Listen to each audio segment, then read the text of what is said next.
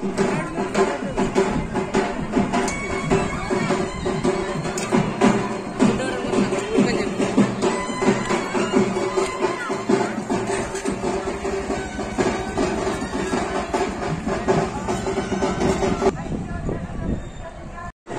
శంకు చక్కెర నామాలతోటి వెంకటేశ్వర స్వామి వారు ఉన్నారండి.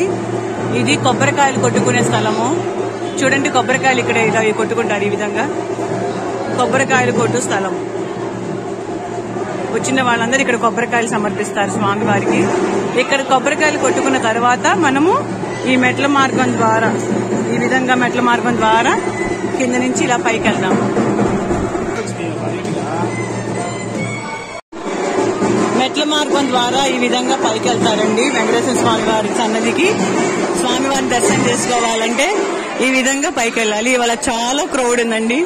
అక్షయ తృతీయ కాబట్టి చాలా క్రౌడ్ గా ఉంది. చూడండి ఒకసారి.